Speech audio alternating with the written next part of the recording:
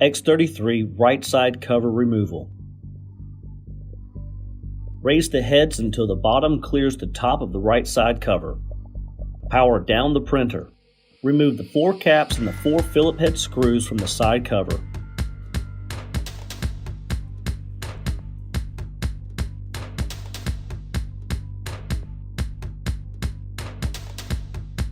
The vacuum bed can be manually moved forward or reverse while the power is off to access any screws. Remove the 4 Phillips head screws from the top, front, and back cover.